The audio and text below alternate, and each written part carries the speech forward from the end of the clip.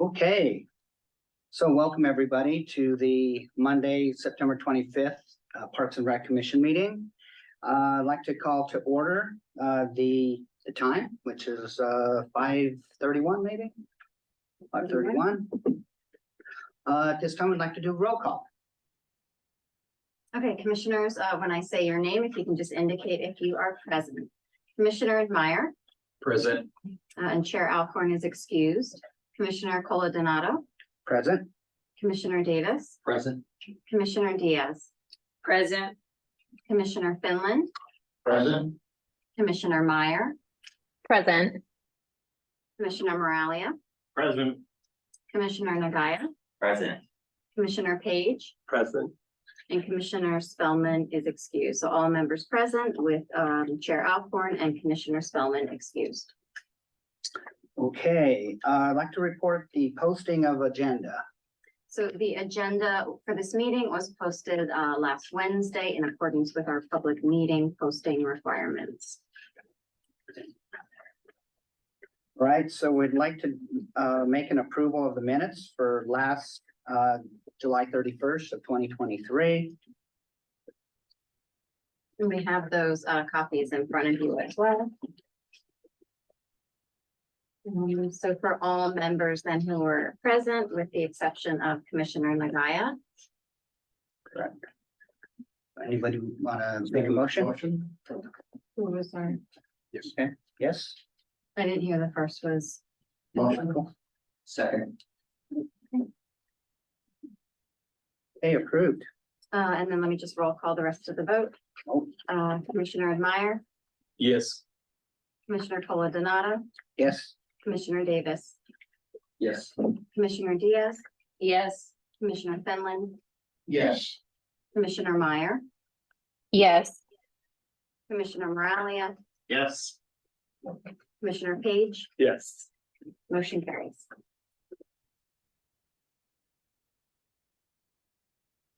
Okay, at this time, this is public comment time. At this time has been set aside for members of the public to address Parks and Rec Commission on agenda items and items of general interest within the subject matter jurisdiction of the commission. Although the commission values your comments pursuant to the Brown Act, it generally cannot take any action on items not listed on the posted agenda. 3 minutes are assigned for each speaker. Anybody? Let's see, do we have any? Sure. Okay. Would you like to come up here? And then, I'm sure if you could just state your name and then press the button on the microphone, and then you have 3 minutes. Good evening. My name is Richard Mignot, and I am the head coach of the Palm Springs Masters swim team, very active and actively involved at the swim center. I wish to just read into the minutes of this meeting, more than anything else, the details of an email that were sent to Chairman Alcorn over the course of the last couple of weeks. We've been engaged, and I did ask him to send a copy of that email and email trail on to all of you for your packet. This is a summary of that. First of all, and I speak on behalf of a group of people that have been actively involved in providing some feedback to the swim center, in particular to the ad hoc committee on the swim center operations. We absolutely want to acknowledge the substantial progress that the swim center is being made, largely as a function of the efforts of swim center management, Lindy Mills and Kaylee Passat, who are both championing many of the issues the public have identified as issues of concern for many months. However, we are seeking to understand what role the ad hoc committee will take in working with the public on an ongoing basis to help improve and maintain the swim center in the long term, and be doing anything other than simply reporting on what is being done by the swim center Parks and Recreation Management. Clearly, as a group, we're more concerned with the former than the latter. We do not need an ad hoc committee simply for reporting purposes to keep the public at bay. We continue to be concerned that the ad hoc committee for swim center operations has had no public engagement since last May. No report has been issued in spite of assurances from the ad hoc committee that a report would be completed in June and issued to the entire commission at that time. All we have noted is a few vague references at the June and July commission meeting that the swim center was making improvements, particularly on the staffing side. In July, it was indicated that a substantial report from the public our group was to be circulated to all commission members, something that had already been done 6 weeks earlier. However, we've received no feedback, comment, or other information from the ad hoc committee or commission since submitting same on June 16th. In fact, in making a FOIA request to the city of Palm Springs for the minutes of all meetings of the ad hoc committee for the swim center since its inception earlier this year, we have been formally advised that no such record exists. Does this mean that no meetings have been held or that no one is recording the discussions of the ad hoc committee? The whole idea of the ad hoc committee, as explained to us, was to review the 150 plus issues which have been brought up and make recommendations to the city on behalf of the public. We have not seen or heard any such recommendations, and we simply see that many of the items, particularly in your note of August 18th, seems to push the operational issues we have raised into master plan discussions for the Parks and Recreation Department. Most of the items the public have raised are not master planning issues. We made additional recommendations to create something along the lines of a public swim center advisory committee that would meet with swim center management every 6 to 8 weeks is a good solution to try to move things along. Particularly if the ad hoc committee mandate does not permit it to meet more regularly with the public. Simply, we want to make and have ongoing involvement to make the swim center the best facility that it can be. It is only through this type of engagement and discussion that we can do so, not through a one-sided reporting exercise. And that's simply what we wish to do. All right, Thank you. thank you.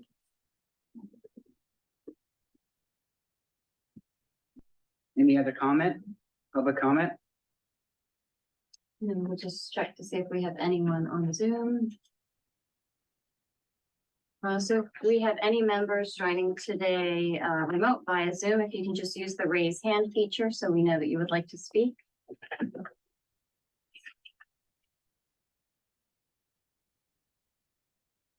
And it looks like no further public comments.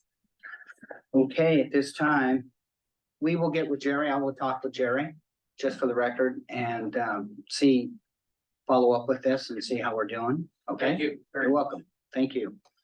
Okay, director's report. Yvonne, please. Okay. Okay, so first up, just a quick review of the items that were related to Parks and Recreation that have gone to City Council since our last meeting, since our last commission meeting on July 31st. So at the September 14th council meeting, we had a number of items that went before council. We had the approval of the acceptance of the completion of the Demuth HVAC project. So that was approved by council. We also had council approve the contract for the Demuth Park improvements as well as the dog park. So that project 2116, the agreement was approved for that. The third item included an amendment to an agreement with Upbeat Parade Productions, who is our parade organizer for the Veterans Day Parade, as well as the Festival of Lights. And that amendment actually increased the expenditure under that agreement. And then our fourth item, of course, was the appointment of Commissioner Nagaya to our Parks and Recreation Commission. So thank you, Commissioner Nagaya, for joining us today. Coming up, the item that we're tracking is the Master Plan Consultant Agreement, which we hope will be going to council late October or perhaps early November. Our two community centers are still operating as cooling centers during our warmer weather. So we've got the James O. Jesse Center open from 9 to 5:30, Monday through Friday as a cooling center, as well as the Demuth Community Center, Monday through Friday from 9 to 6 o'clock as a resource for the community.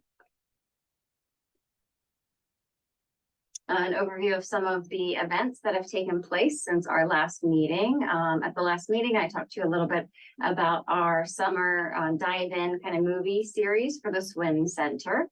We had planned 4 great months of amazing movies, and since our last meeting on September 2nd, we had the Mario Brothers movie at the Swim Center, and then on September 16th, we showed Luca for the community, and that sort of wrapped up our summer dive-in movie series. We have a new event happening at James O. Jesse, happened on September 15th, Skate With Us Friday. from 4 to 6. So brand new activity. We're envisioning doing this every third Friday. So for the community to come out with their skates, and I think I have a couple pictures of some of the kids skating. So this has been a fun new addition for us. It's National Hispanic Heritage Month from September 15th through October 15th, and we have planned a number of celebrations in recognition. I'll go through some of those. At the Duluth Community Center on Friday, September 15th, we did our game night with a twist from 5:30 to 7:30. I have a couple photos of that event. There we go. So family friendly fun and games, as well as great food. September 22nd, so last Friday, we did Loteria at the Duluth Community Center, also for National Hispanic Heritage Month, from 5 to 7, and just a couple of photos of that fun event too. And all of these events are free for the community.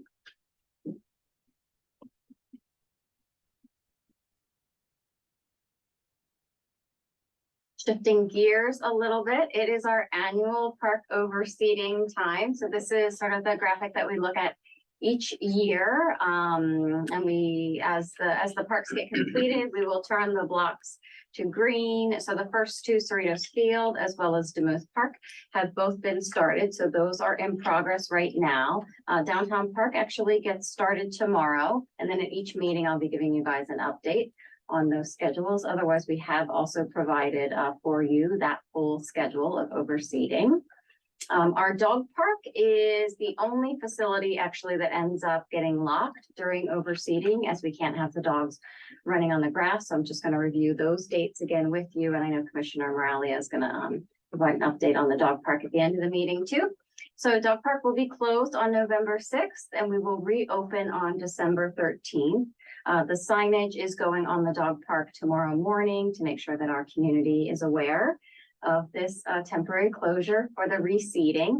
And during this time period, then we encourage all of our dog owners to use one of our dog parks at Demuth. I have a lot of save the dates for you.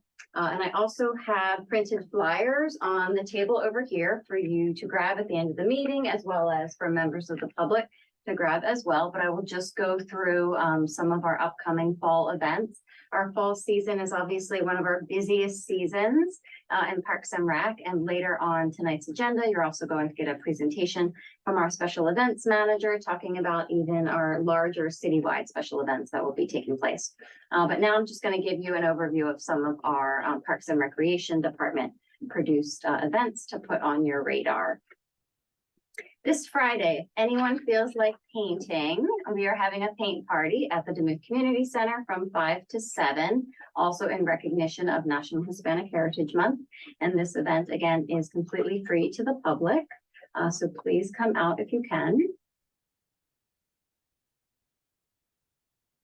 We are doing a second Loteria event also at Demuth on Friday, October 6th from 5 to 7 p.m.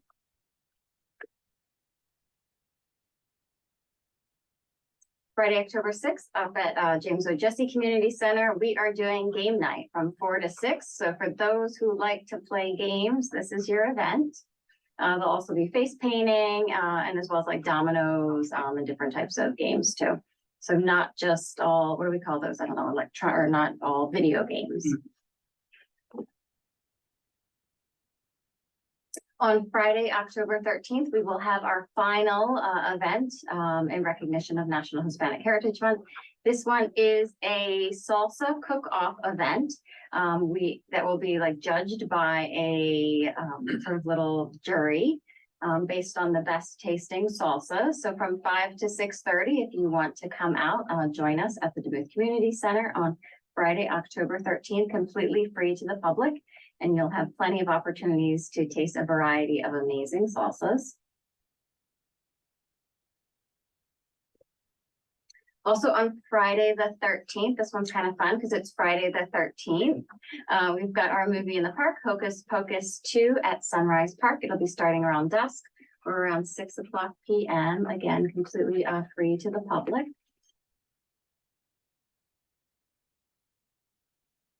On Saturday, October 14th, we have our annual floating pumpkin patch at the swim center from 1 to 3 p.m. And yes, we do fill the pool up with pumpkins and they float. There'll be pumpkin painting, there'll be a selfie booth, as well as some contests, fun, and a lot more.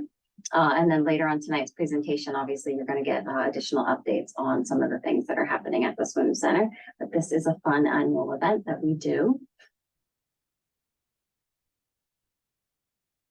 On Tuesday, October 17th, is the annual State of the City. So that reception is from 5 to 6 with the actual program from 6 to 7 p.m. Tickets for the event are available through the Chamber of Commerce, and there is also a limited number of free admission or just seating as well. And I think that's available on a first come, first come, first served basis. So for those who want to attend, it's at the Palm Springs Art Museum on Tuesday night, October 17th. And Mayor Garner will be providing a PowerPoint presentation as well as some of the highlights over the past year. Our Duluth Community Center, DCC Flea Market is back for another great 6-month session. So last year we kicked this off for the first time. So from October through March of 2024, the third Saturday of the month, the public is welcome to purchase a booth or table for $10 and sell anything that they're interested in selling.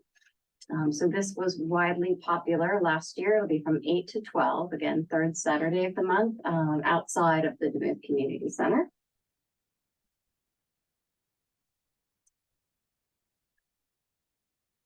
On Thursday, October 26th, Village Fest does Halloween. And if you've not been to it, Village Fest does Halloween really well.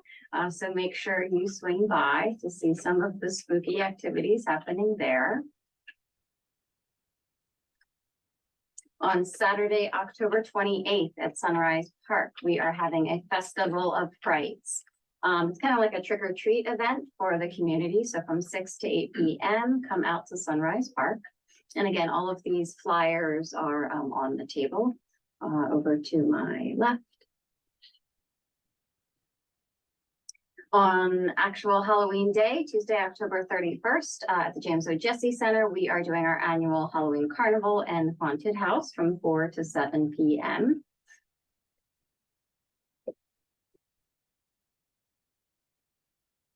On Wednesday, November 1st, we are doing our annual Dia de los Muertos event at the Duluth Community Center from 5 to 8 p.m. And there will also be Loteria and arts and crafts happening at that event too. We get a lot of questions about how do people find out about our events? So how do we promote all of these amazing parks and rec events and activities? So we do it primarily right now through 4 different ways. At our community centers and facilities, we post the physical flyers that we make. We also do postings on the city's website as well as on our social media accounts. So you can find postings on Instagram, on Facebook, or also on Nextdoor for those who are interested in getting their information via social media. We also use this meeting as an opportunity to be able to communicate to the community about some of those events and activities. And then we also do newsletters and emails. With all of that said, though, what we often hear is that we do a lot of things and that the community doesn't know about all of these great events and activities.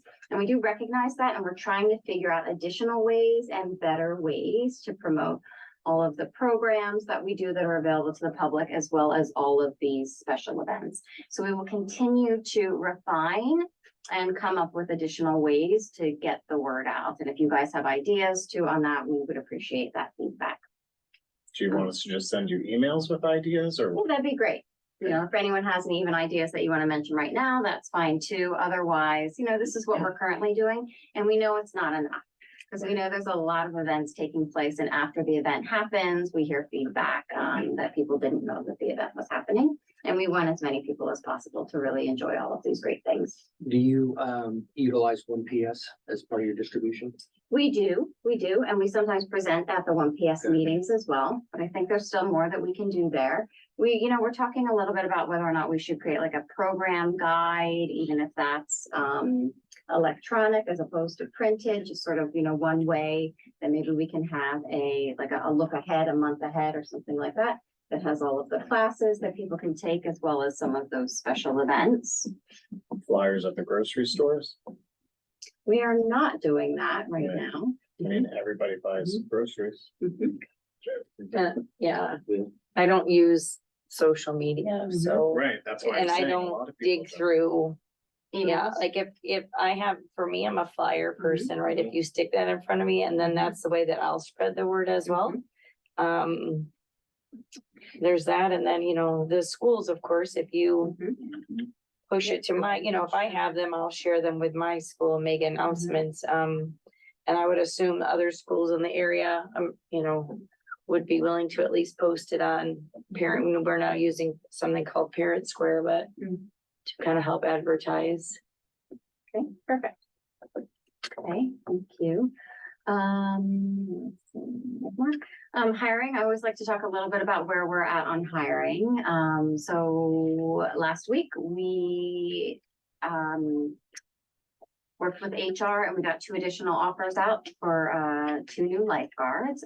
We are working on those dates and those acceptance letters for 2 new lifeguards to join our team as soon as possible. We still have a lot of hiring to do in the department, so we still need to get posted again, the assistant director position, a project manager position, a manager for our Duluth Community Center, a park ranger, as well as a recreation program assistant. So those are some of the job recruitments that will be posted in the near future, and I will keep you guys updated on when those actually post. And I wanted to just give you guys a quick reminder about the city's 2-year strategic plan and how it relates to us and the work that we do. So the FY24, FY25 strategic plan addresses a number of areas, but it will guide the high priority work of the city over the next 2 years. There's 3 areas that I wanted to just sort of comment on that are related to the work that this commission does. The city wants us to get the master plan for Parks and Recreation completed, which is well underway. And I know Commissioner Meyer is going to provide an update on that at the end of the meeting. We also need to prioritize deferred maintenance. So we'll be working with our Public Works Department to do that, as well as using the master planning process to help prioritize some of that deferred maintenance. And then also to identify high priority facilities for capital improvements. So in everything we do over the next 2 years, I'll occasionally be putting this slide back up there to help us guide the work and the priorities that we do. And I can make sure that you guys have a copy of that document as well.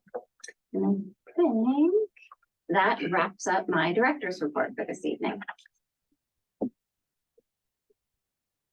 Very good, Yvonne. There's a lot of big events coming up, and that's Lot of not even events. bringing us into December really too. Mhm. So that's awesome. All right, so we got a presentation with the swim center. Any updates on that?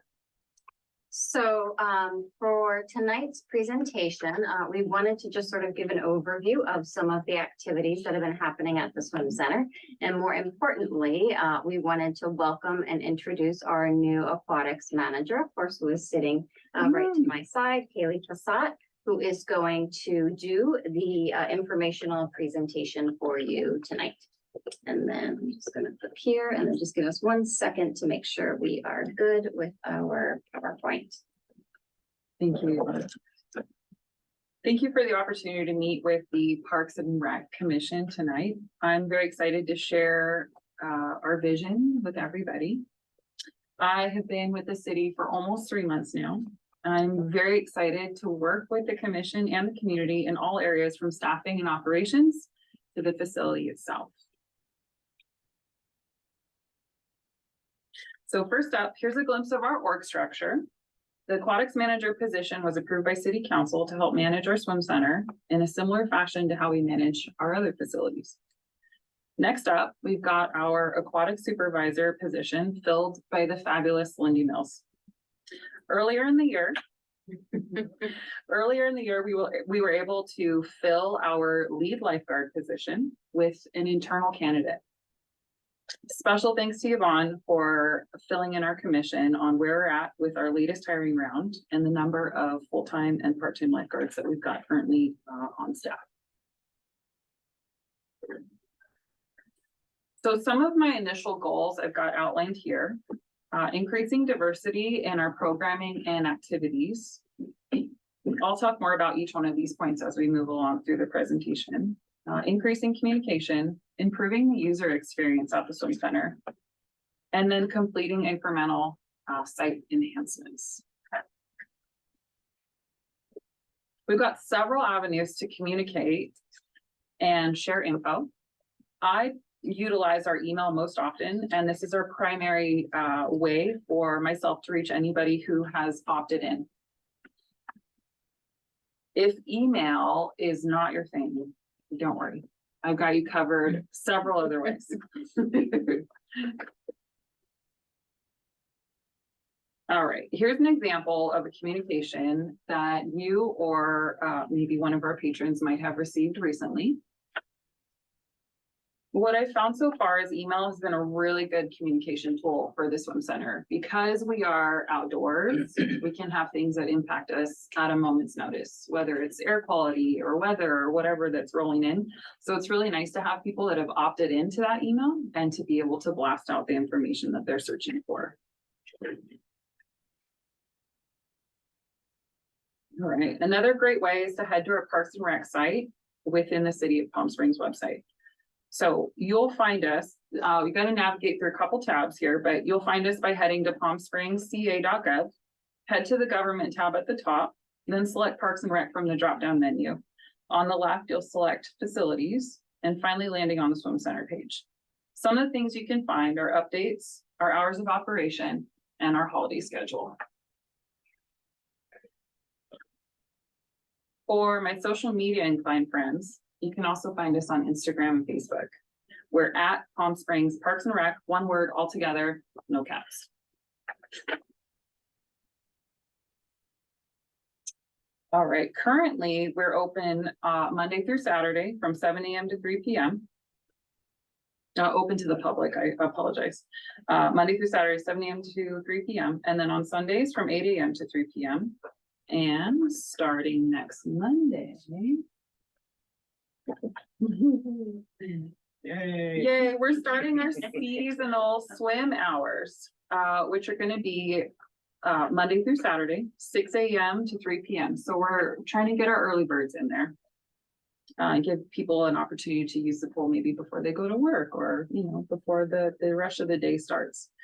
Being in our peak season, we wanted to be able to open a little bit earlier and offer more opportunities to enjoy the swim center.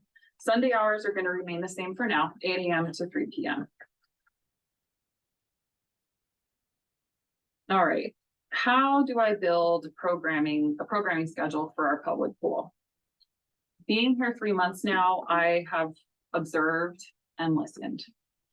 I'm really trying to understand the needs and the wants of the community, and then utilizing our capabilities to be able to build operations around that.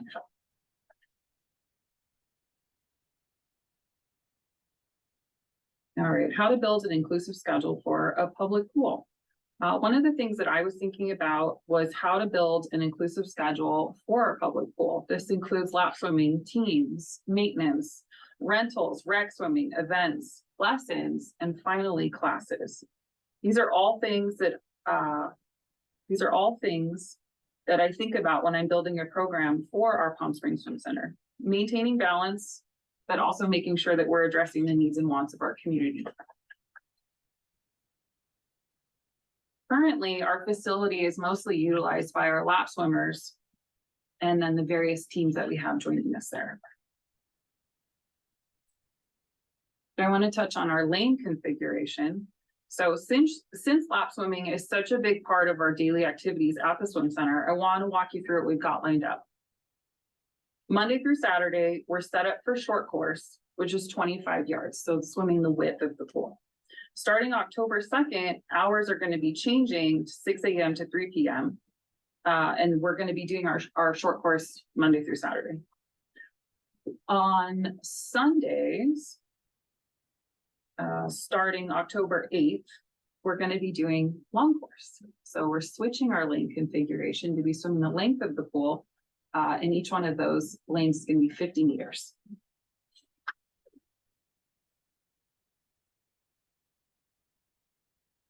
who else is using our pool? Currently utilizing the pool, I'm always open to more teams and opportunities and getting other groups in the water while minimizing impact on our regular pool users and our patrons. In addition to our public patrons, we have 3 groups who currently utilize the pool regularly. During this school year, Palm Springs High School calls the swim center their home pool. We've also got 2 swim teams, including the Elite Otters and the Palm Springs Masters.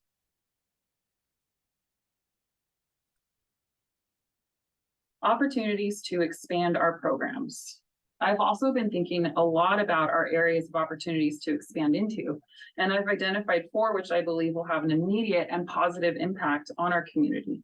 I'd like to walk you through the 4 areas that are classes, lessons, events, and rec swim.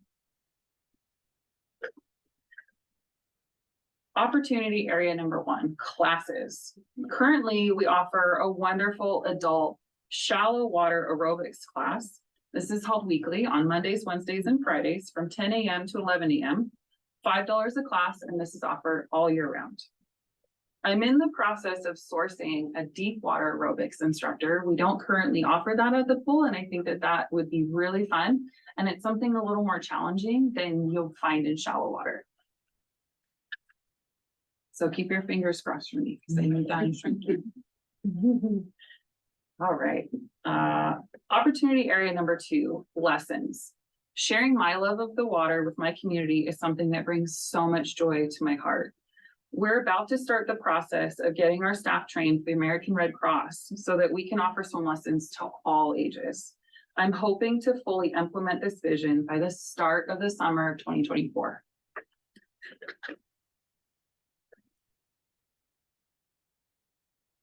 Opportunity area number 3. Here's a snapshot of some of our signature events that we've hosted.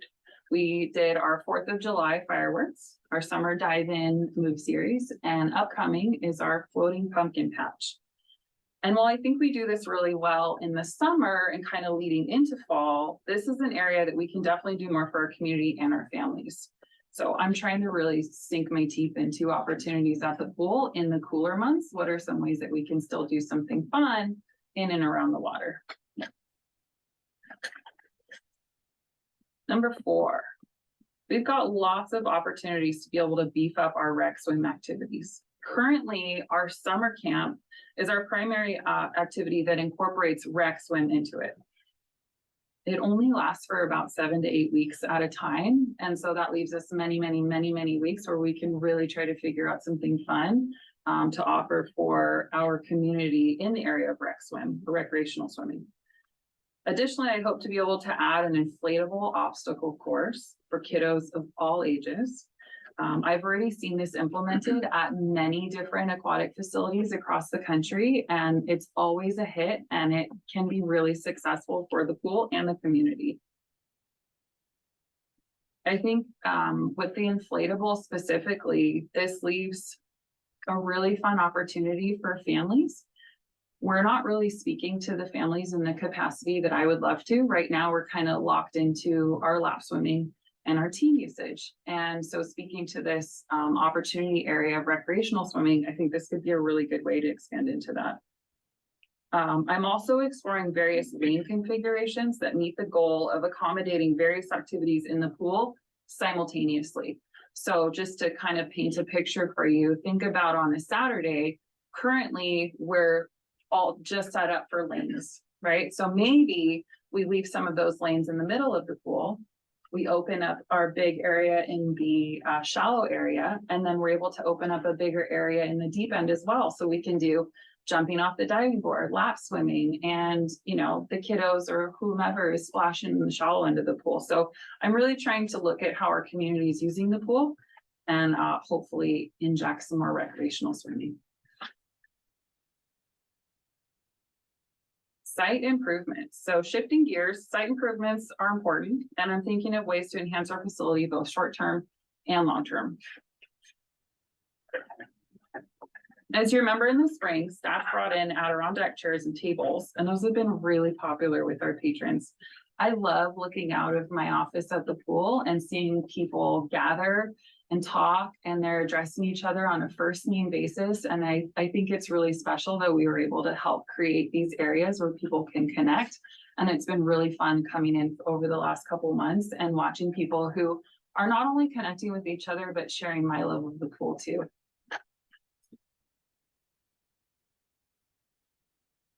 All right, I'm also really happy to report that our matching blue lounge chairs have arrived. These types of small improvements are just another way we can make our swim center more user-friendly. And this is right in line with my vision of inviting various types of pool usage. So maybe you don't want to come in swim laps. Maybe you just want to take a quick dip and enjoy the sun. And I think these lounge chairs offer that.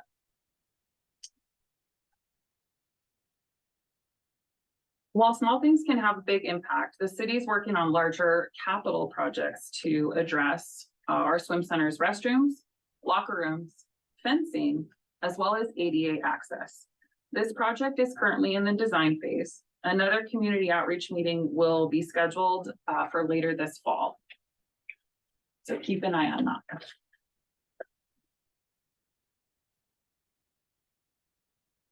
All right, I know over the past year, the city received a lot of feedback via surveys, outreach meetings, and emails regarding the swim center.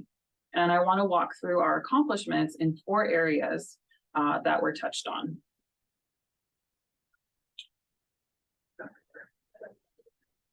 So staffing. We have filled the new aquatics manager position. That's me.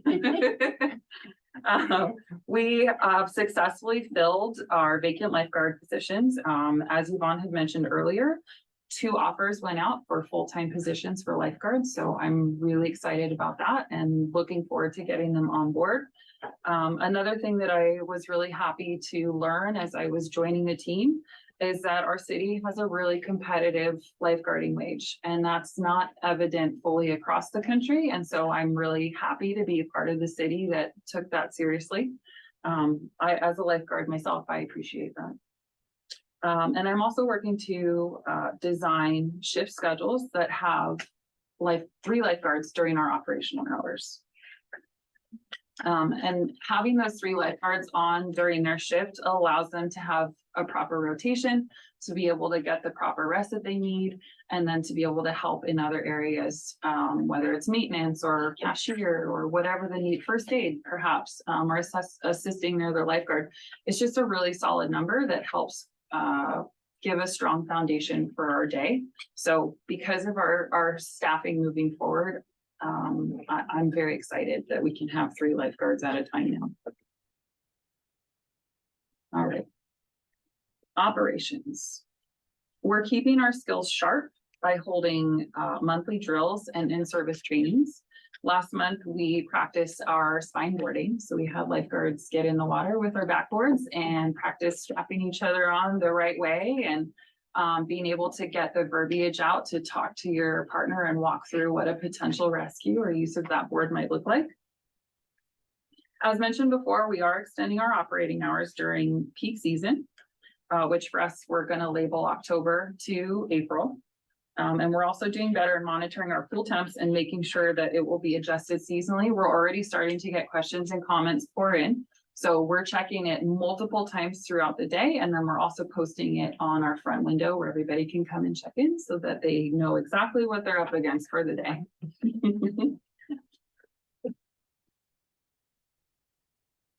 All right. We have established a pool and deck cleaning schedule, which I'm monitoring and adjusting as needed to stay in line with best practices for our swim center. You might have even seen us hosing down the deck or the furniture. Our outdoor shower is in operational condition. It's working just fine. We are also doing daily cleaning and monitoring. We're doing multiple walks through our bathrooms and our locker rooms throughout our shifts, before, during, and after, to make sure that our soap's fully stocked, trash is picked up and cleaning as needed. And then I'd also like to call attention and just remind that we do have a custodial service that comes after hours to clean daily. And is the pool heated? It is. It's gotta be, right? Yeah, and cool thing about our pool, there's only one other pool I can think of in the area. That actually has chillers during the summertime. So our pool is pristine no matter what time of year you wanna come. It's nice and cool in the summertime and it's warmish in the winter. We try to keep it at a very specific range depending on what activities are happening in the pool. All right, infrastructure. The next area we received a lot of feedback on was our infrastructure. So new seating was brought into the pool deck as previously mentioned. Here we're looking at a picture of our ADA steps, which were replaced this past year. We've got a lot more on the way and our biggest capital project is currently in the design phase.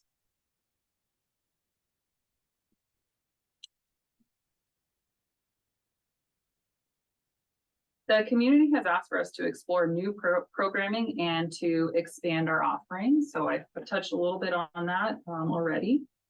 And I also want to mention that I put forth a considerable effort in increasing our communication. So making sure that I'm sending out those emails so that in the event of a weather event or mechanical malfunction or something, if you are a patron and you're on your way to the pool, hopefully we can get that message to you, in a timely fashion.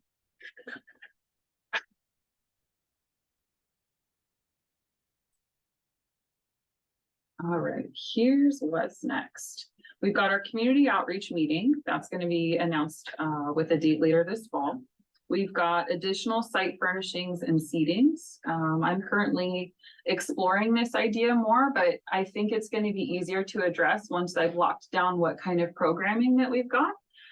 Just so that we know where people might be collecting and gathering and how they're going to use the pool. So once we've got that figured out, then I think we'll be able to address proper site furnishings.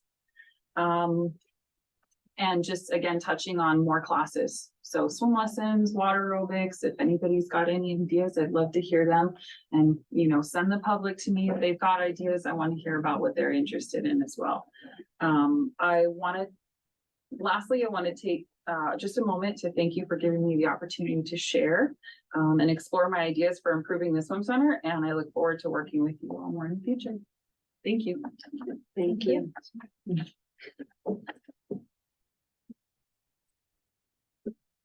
Well done. Thanks, sir.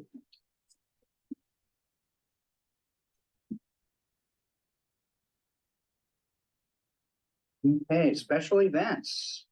Jasmine, is that you? All right, girl, come on. All right, let us just quickly do a seat change.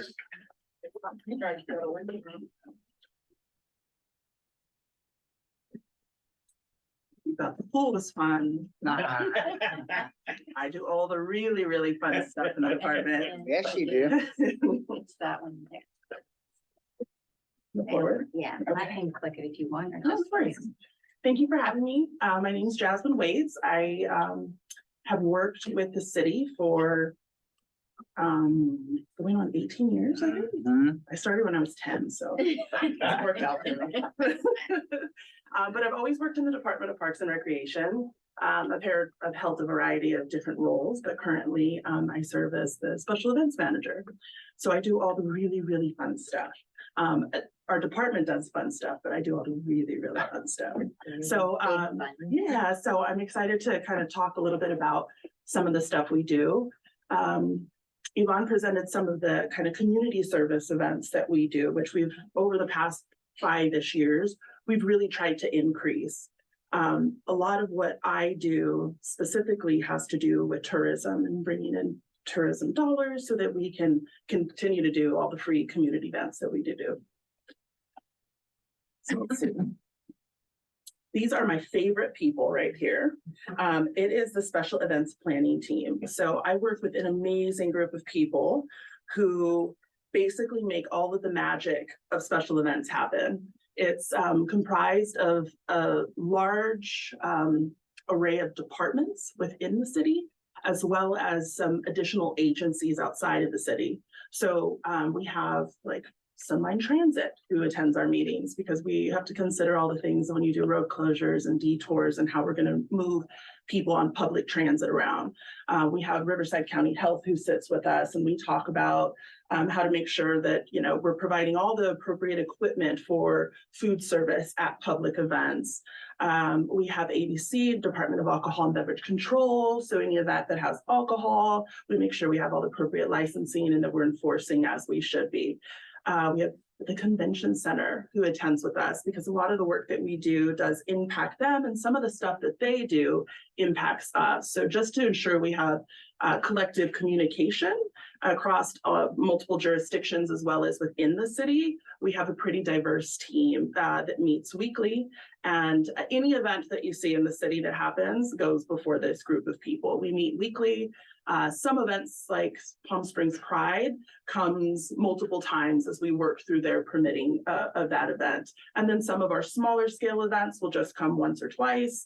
But it is a really interesting group of people to listen to all the logistics that are involved from each division's perspective of how to make sure an event happens in a safe manner. If you're ever interested, you're more than welcome to attend. We do them virtually now. We used to do them in person. But we do them virtually. So if you ever want to chime in and listen to some of how the magic of the city happens, you're more than welcome. Do let us know. Thanks. Okay, so kind of to kick off our season this year, the first kind of larger scale event that we're going to have is the Homecoming Parade. So this is going to take place on October the 18th. It's in downtown Palm Springs. And they tend to have, between 50 to 60-ish entries, depending on the year. This year's theme is Viva Las Vegas. So if anybody wants to come on out, please enjoy. It's a fantastic event. It really does celebrate our community in an effort to make sure that we're engaging our young people in some of the things that we do. Something I like about this event is that we have because it's coordinated through the student body, their student government, their president normally will attend our set meeting, and they will present on the process that they've been working on to put the event together. And then they get to participate in talking about street closures and safety and security. So in addition to putting on the event, we also have a really great opportunity to start educating young people about processes and how to make things happen.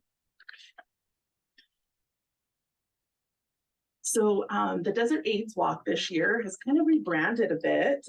They actually are holding this event. This event has been going on for 40 years, always at Ruth Hardy Park. The DAP has really tried to kind of widen their outreach. So this year's event has a couple of highlights that they're going to utilize at their Health and Wellness Village, which takes place at Ruth Hardy Park. And then the walk happens kind of in downtown, and it starts and ends at Ruth Hardy Park. But this year they're going to focus on HIV care, testing and prevention, LGBTQ plus care, women's health, mental health, and just a general care for all people. So if you've never attended, it's a really great event. It happens it starts at 9, actually the walk starts at 9, but the event starts at 8. But you can come out and you can do exercise and yoga. Oh yeah, you're always out there with us. Yeah, so it's a fantastic event. So yeah, come and join us. And it's the last event that happens before we start reseeding Ruth Hardy Park. So come and enjoy the green grass while you can. Okay, this is Palm Springs Pride, one of the city's largest events that takes place. Right here, we're talking about the parade, but in general, the event takes place. It's going to actually start on Thursday of this year on a block party on Arenas Road. And then following that, Friday, Saturday, and Sunday, Palm Canyon will close, and then we'll have the festival. And then on Sunday morning, we shut down the rest of downtown Palm Springs, actually it's uptown Palm Springs, and hold the annual parade. It's a really great event. Our team spends a lot of time and a lot of energy to make sure that this event is very safe and secure. So if you're ever interested in attending SEP, these are the meetings you should attend. They're very interesting to listen to the various departments and how they work to make sure that this type of event is a safe event for our community. But if you've never been, it's a fantastic event to attend. So something we're doing a little different this year with our special events is we've seen a lot of success in holding kind of like a single event and then creating some events around it so that we can reach different portions of our community to participate in events. So if you can't attend this event, you could still celebrate with this event that's on a Friday or this event's on a Sunday surrounding that. So this year we decided for our Veterans Day weekend, Thursday you can come out to Village Fest and we're going to be celebrating Veterans Day. Our Parks and Rec team is going to come out. We're going to hand out flags. And then on Friday, we're doing a drive-through luncheon for veterans. So you can come out here actually to City Hall, you can drive through. We'll have a band playing outside. It actually was something that we started during COVID when we couldn't hold the parade, but we still wanted to show appreciation for our veterans. We did a drive-through luncheon and had a lot of success. So we're going to do that on Friday. And then on Saturday of this year is our actual parade. It is a wonderful event that really pays tribute to our veterans. And we work really hard to ensure that they feel that type of appreciation for this event. So please come out and join us. Anybody wants to see a bunch of turkeys running up and down the street, literally turkeys running up and down the street. We have our annual Turkey Trot, which is an event that has grown tremendously over the years. It started very small, I think about 500 people, and little by little every year it just continues to grow. It's a great event. You do not feel bad about overeating later on in the day when you've gone out and you've run in the morning. So this event, I want to say we've probably been doing it for about 10 years. We had a little gap in there somewhere for COVID, but it is a really great event. A lot of, I don't know, I guess everyone's just ready to go eat. So it feels good. It's like get out there and move around before you do it. But one of my favorite events is the Turkey Trot. Again, for our kind of holiday season, we're doing this particular series of events in partnership with some of our local merchants. It was a bit of a brainchild from one of our council members who really wants to highlight Palm Springs as a place to come and celebrate the holidays. So starting on Thursday, we're doing a cookies with Mrs. Claus at Village Fest. So you can come out and have some cookies. I know we really needed to highlight her. She feels bad. She's works really hard to keep Santa going. She does not get enough appreciation. So we're doing cookies with Mrs. Claus on Thursday.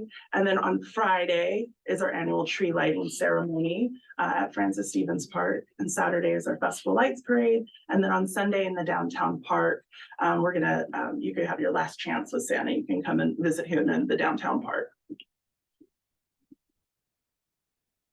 And then our Festival Lights Parade, which is the city's largest single day event. You know, we do a lot of multi-day events and their numbers are larger than this particular event, but as a single day event, the Festival Lights Parade is our largest scale event. It is, we have, let's see, between 85 and 95 parade participants. We have over 100 volunteers, and most of them are from the 1PS organization who manage all of our inflatable balloons. We have a really great partnership with them to supply the volunteers to make sure that fun stuff happens for our parade. And then last, we have our Movies in the Park series, our Concerts in the Park series that is going to start the first Saturday, our first Wednesday in December, and then it will run for 6 months. It'll be every first Monday, every first Wednesday. And then following, we'll have movies in the park that are put on by the Cultural Center. So those take place in the downtown park as well. And those are every third Wednesday of the month. And those will run through the spring and the kind of early part of summer. That really is it for my presentation. I did just want to highlight, I think people forget that Parks and Rec oversees Village Fest. So Village Fest obviously is our weekly street fair in downtown Palm Springs. It is actually the city's largest scale, multi-day scale event that we put on. We have a really great staff who make that happen for us every week.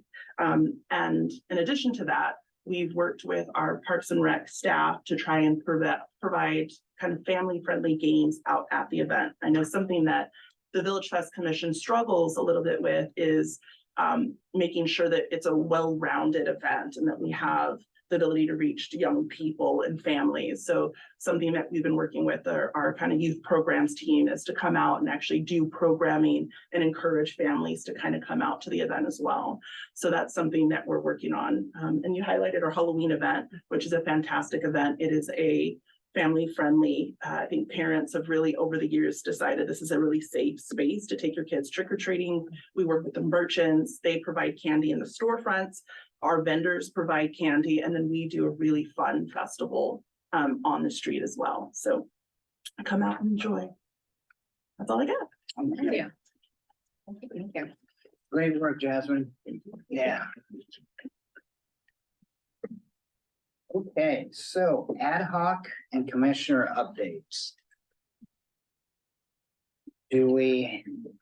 John, you want to start with the dog park? Sure. Okay, buddy. So as Yvonne mentioned at the beginning of the meeting, the contract was approved with Kimley Horn, is that the name of it? Got it. For the Duluth Park improvements. I can tell you guys, I was at all the dog parks this weekend just to sort of check things out. And I was honestly shocked that at the City Hall Dog Park, the area that's usually a big muddy mess by now, still has grass. Wow. So we're winning. The reseeding of the City Hall Dog Park will close the dog park from November 6th until December 13th. I think you mentioned the sign will go up tomorrow. Yes, Because yes. I know when I was there, it wasn't there yet. Tomorrow morning it goes And up. somebody asked me, they were like, hey, what are you doing here? Who are you? Because I was walking around like they were like, I Taking didn't have a pictures. dog, you know. So I just said no to them. I was checking things out to make sure everything was cool and did they have any questions. They seemed happy, so that makes me happy.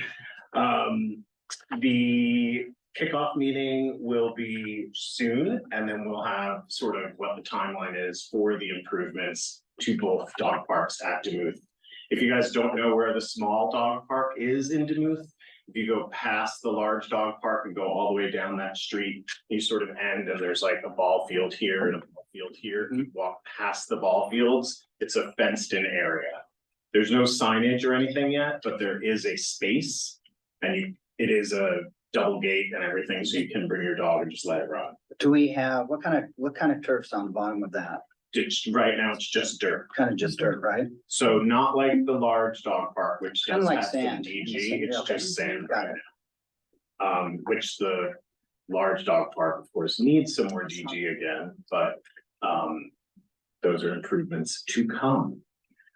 The shade structure for the large dog park has been delayed again, but it is going to happen by this year. But like I said, when I was there, I talked to people and they were all cool, so that's good news. Very good. Okay, master plan. Commissioner Meyer on And Zoom. Susie, are you available? Yes, that is me. So I just want to say that we have a lot of forward moving progress with master plan. I'm not sure if the gentleman who voiced his concerns earlier about the swim center is still there, but hopefully after hearing the very comprehensive report from the swim center, combined with what we have to update him on master plan with, the ad hoc committee will certainly have proved its worth. So since our last commission meeting in July, the RFP for Parks and Recreation Master Planning Consultant was issued. So that was issued on July 31st. The city held a pre-proposal meeting on August 10th to help answer any questions from potential firms about the process and to get a better idea of what the city is looking for. The proposals from potential firms were due to the city on August 31st. So presently the city is reviewing submittals from the RFP process and conducting interviews to make a selection based on those proposals. And the overall plan is to have a contract with a consultant firm to go to city council in late October or early November, which is consistent with the original timeline that we had outlined when we started this process earlier in the year. Once the contract is approved, we will have a kickoff meeting and the entire master planning process is anticipated to take about 1 year. The master planning process is designed to address all of our parks and facilities, as well as having several opportunities for public input along the way to make sure that, again, our position as commissioners is to provide a liaison between the council and the public, and to really utilize us as members of a committee that can make that happen. So lots of good forward moving progress, and hopefully at our next meeting in October, we can have some good news and confirm that we've got a contract in place. That's all I got. Great job, Susie. Great job, Susie. And thank you to Yvonne for all of that forward movement. It's really remarkable to move that quickly on this project of this magnitude. Absolutely. Thank you. We're Very really good. excited. Does anybody have any questions for Susie? We good? Okay, park enhancements. I know Jerry's not here. I have his update. Oh, How does no, that sound? very good. Okay, so we are still working with the contractor, who is Miracle Playground for the procurement of the playground equipment, and that was for Victoria Park as well as Demuth Park. And remember, right now, Victoria Park is, the playground is mostly behind fencing, whereas Demuth is still usable by the public. The designs have been finalized, including the selection of the colors for all of the individual components. And that's from every swing to slide to all of the frames. The playgrounds are in the fabrication phase right now. Let's see, we expect fabrication to be completed in late 2023 or early 2024. And then those installations will occur in 2024. I'll just keep talking and then we'll figure that out. Or something. It's happened. Let's see, in terms of a more specific timeline, as we get closer, we'll be able to get you guys better dates and then notify the community. And then at the next meeting, we can provide an update with the visuals of the playground, so you can actually see what those final renderings look like with the color palettes then. And that is his park enhancement update. Oh, very good. So swim center, do we need to bring that up? I didn't think so. She gave a great report. It was really nice to have.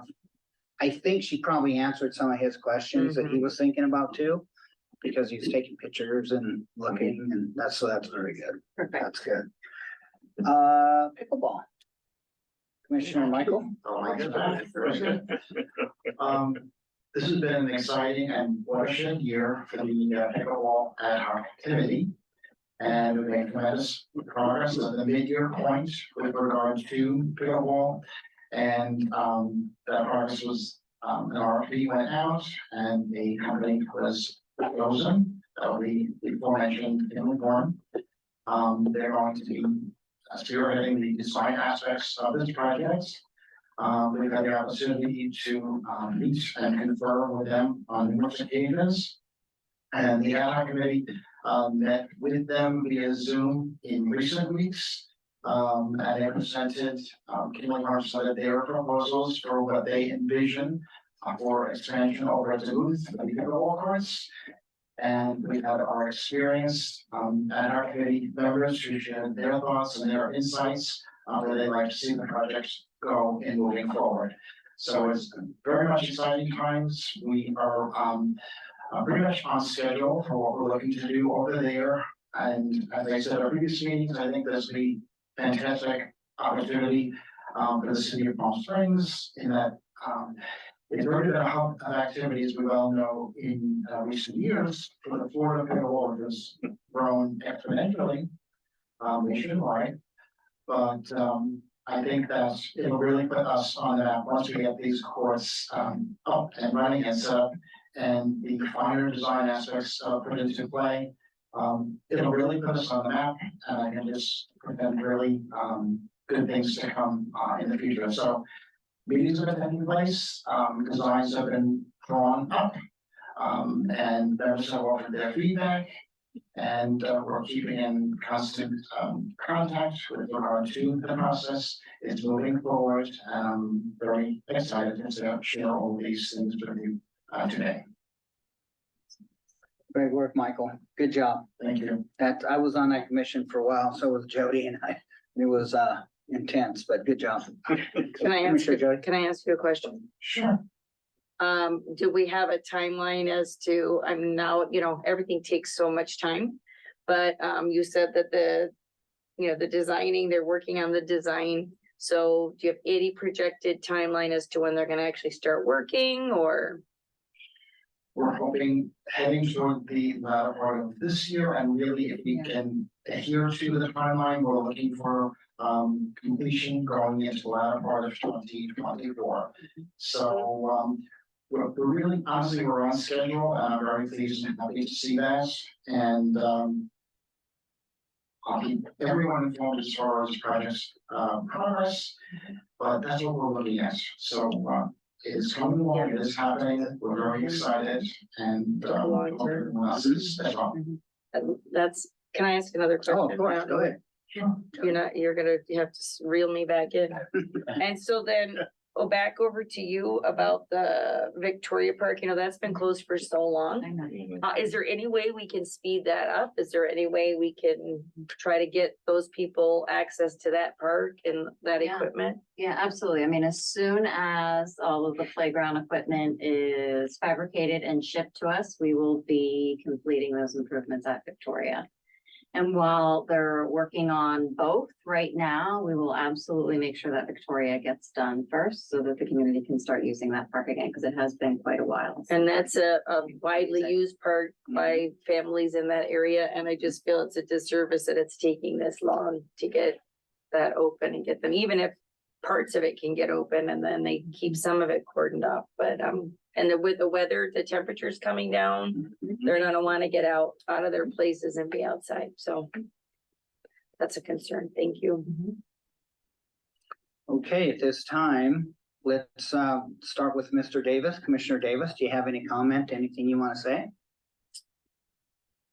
Just maybe echo the enthusiasm that Michael shared. I have an opportunity to support him and serve on that ad hoc committee, and so I appreciate you including me in that, and it's done an outstanding job leading those conversations and incorporating and including the ad hoc committee and taking in feedback. So just sort of echo and support Michael's comments, and he's doing a great job, and I think the community that's been participating is very supportive of that and certainly appreciates his efforts. So Good work, thank you. I Commissioner feel like I've Maria? talked enough already, but welcome to the new commissioners. Yeah, there you go. I just want to say that I'm happy to be here. It was an awesome meeting, and I'm really looking forward to seeing how we can grow and evolve as a commission together. Great, thanks. Michael, anything else, Commissioner? If I just may add one more thing, with regard to this room center, we've made tremendous progress, with that, for 2023. And, we were witness to an excellent presentation this evening on what's been done and what we anticipate happening in the future. The ad hoc committee, we've stayed in constant contact and communication with, our chair, Jerry, on that committee, and also with Ron. And the wheels of progress have definitely been turning. We're always open to different ideas, different suggestions. We certainly don't turn away any public comment that people may have as far as that project's progression. But we've kept in contact. We've had numerous meetings with the community at large in the earlier part up to the midpoint of 2023. And we just want to put forth an image of our being a wellspring of receptivity for people's ideas, thoughts, and perceptions. We've made progress and we're continuing to make progress. Sometimes for people's satisfaction, I'd like to see things moving more quickly, but things have been happening with the swim center, with the ad hoc. As I said, we are in constant communication. And we'll look forward to the latter part of 2023 for further accomplishments with regard to the center. There was a big list that was put forth early this year of information that was gleaned and culled from previous meetings with the community. There was a list of about 150 requests that they would like to see these changes or have been made. And we've City Conference has addressed quite a few of those and will continue to do so. So I just want to put forth positivity that there is enthusiasm and receptivity on behalf of city government pertaining to the swim center. And many thanks to Yvonne for her hard work and her steadfast growth and her maintenance. in bringing that project, moving that project and moving it forward. Well said, Michael. Commissioner Meyer? No additional comments. Okay. Let's go with you. No, you Commissioner go. Page. No, You go, Joel. because I'll go I was last. ready. I'm gonna go last. You go ahead. Oh, gosh. Yeah. I'm just happy to be here. So impressive to hear the managers present. I was a lifeguard, so I was thinking diaper dip and all these, when I taught when I was lifeguarding. I look forward to getting more involved. I was a teacher. I've spent the last 30 years working in publishing and worked with a lot of youth development programs now. And we're really expanding the market in social emotional learning and development. It was great to hear it sounds like you're a teacher. I was a first grade teacher. I just look forward to supporting your work, and it's really impressive what you're doing here. It's great commission. So this is being recorded. So now we're gonna be putting you on some of these ad hoc. I think I'm on the part. I think. Yes. But anyway, what a great meeting. And it's very cool to see everybody's faces, man. And I love touchy feely. I know I'm the only lady here. You know what I mean? We have Commissioner No, Meyer. no, me too. Yeah. You noticed that, Susan? Yes, we need a little bit more egalitarian representation up in here. Yeah. I would love for you, I am not done, but you just go right I'm ahead. gonna finish up real quick, and then we're gonna go to Commissioner Diaz, because We're gonna let, okay, Commissioner Meyer. And Commissioner Meyer too. I'm so sorry. save Susan. her, she's the best for last. Yeah, she is good, I'll tell you that. But no, it's just great to see everybody's face, and I welcome the new commissioners, and let's just keep that ball moving, because the city politics and these city jobs, don't get frustrated, hang in there, things take time. So that's it, and I do apologize for missing my ladies. Okay, go ahead, Jody, Commissioner Jody, yes. It'll come back. First, I just want to say, yeah, that's a lot of information, being in different seats around this table and seeing progress. It just takes, like you just said, it takes so long and it gets so frustrating. As a citizen, as a resident of Palm Springs, as well as sitting on a Parks and Recs commission, when you have people passionate at their particular areas, whether it's swimming or the leisure center, whatever it is. And then I want to do and get things done, and to have to pull that in and then just continue to apologize, which does not feel good. So seeing things in motion is great. We just have to continue to remind the people that are working on these projects, all these people that we pay money to do these things, and all these people that bid and get all that stuff, that we need you to move. That's my opinion. I wanted to welcome everybody. It's great to see some new faces. I also wanted to, if I'm sitting in this position now as a Palm Springs Unified School District person, to thank Parks and Recs. I did reach out to Parks and Recs to start partnering with my school in particular. I'm at Raymond Cree Middle School here in Palm Springs, and they've been coming in at lunchtime. I'm trying to build some community relationships, school and the community coming together. So some of the employees have been coming in during our lunch times and just doing activities with the kids and different things, which is fantastic. Kids are excited. We give them things to do and make things fun, then they have less time to do things they're not supposed to be doing. And that's their unstructured time of the day, and they like it. And so that's the plan for that. So I appreciate you, Yvonne, getting that going and supporting that. That's pretty much it. I'm super thrilled to see the events coming out. All the things that we have. And again, we've got to get the word out, because, families that may want to take advantage of it, we got to figure out how to get to them. So I appreciate that as well. Thank you. Well said as always. Yes. And Commissioner Meyer, please. Thank you. I would echo the sentiments of everyone so far on the committee. I think it's important to remind the public that we are a volunteer-based organization. So we're here because we want to be here. We're here because we want to make change. So it's a big part of our personal value system to move these projects forward. And we unfortunately are subject to the checks and balances of a democratic society, just as every other governmental body is. And we do the best we can to work within those confines. So please know that while what you see on the tip of the iceberg may frustrate you, the process is like turning around a cruise ship in a bay. It's a slow process and it takes a lot of back and forth, but eventually we do get in the right direction. And I think if you look back at sort of the slowing of progress over the time period where COVID was impacting our ability to move projects along versus today, the meeting today we had with our new commissioners, it was extremely comprehensive, not only as far as subject matters, but as far as events that were planned and as far as forward-looking motions. We've made tremendous progress under Yvonne's tenure. So we're very, very lucky to have her, and I'm looking forward to seeing what else we can do for quarters for the rest of the year. And always remember, if you're frustrated and you don't like it, you can always apply to be on the commission and try to give us your perspective as well. So we always welcome new ideas. Variety is the spice of life. So thank you very much to the public and to the members of the commission this evening for all of your thoughtful comments. Well said, Susie, and great analogy. I like the ship in the bay, the big old cruise ship trying to turn around, maybe in the Suez Canal or something. But anyway, great analogy. And at this time, we can adjourn the next Parks and Rec. Or do we need anything else, Yvonne? No, Say anything? no, I just move- then a motion and a second on. I the move that we agenda. adjourn the meeting. Okay. Have a second. A second. Okay, so the next Park and Rec Commission meeting will be on Monday, October 23rd at 5:30. In person. Hybrid. We like this. A hybrid, right. Thanks again, and this meeting is adjourned.